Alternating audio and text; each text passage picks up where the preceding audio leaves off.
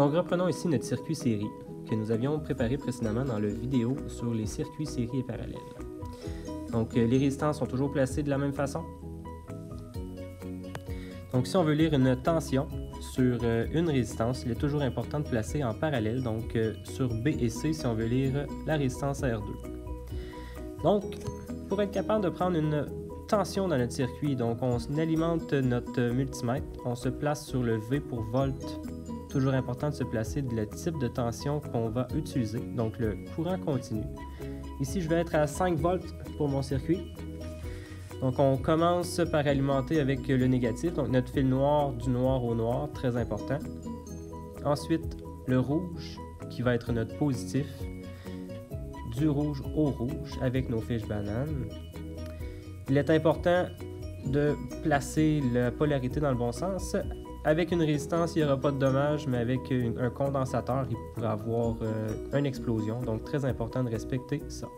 Donc, on commence par prendre la tension en parallèle sur la source. Donc, je vois ici, j'avais 5 volts.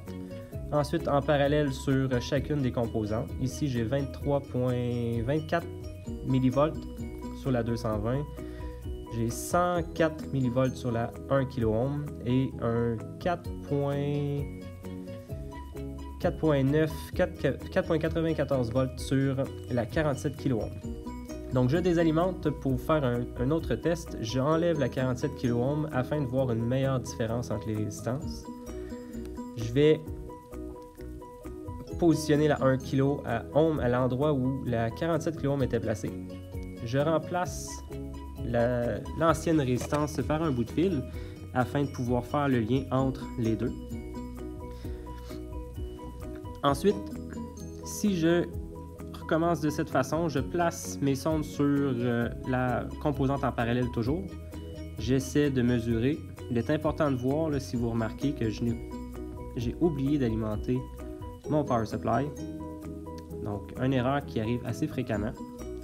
Donc, j'alimente. Ensuite de ça, je peux placer mes sondes en parallèle. Ici, je peux voir, j'ai 914 mV.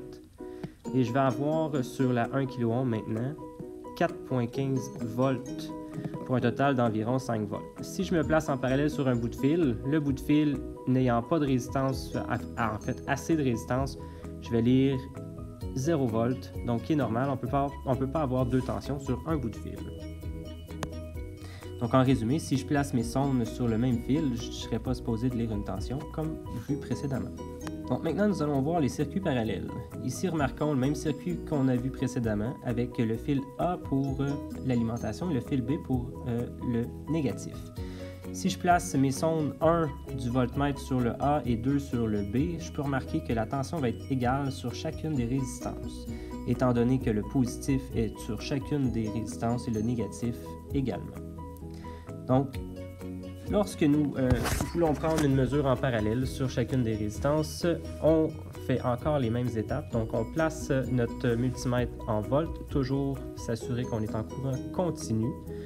En courant alternatif, ça va agir différemment. On va le voir un petit peu plus tard. Donc, je réalimente mon circuit du noir au noir, le rouge au rouge, toujours important. Ensuite de ça, je réalimente. Je m'assure d'être à la tension demandée dans l'exercice. J'ai 5 volts. Ensuite, si je prends sur une des résistances, ici je vais voir que je suis à 5 volts, je pourrais tester chacune des résistances et ça va être la même chose. Et l'alimentation également.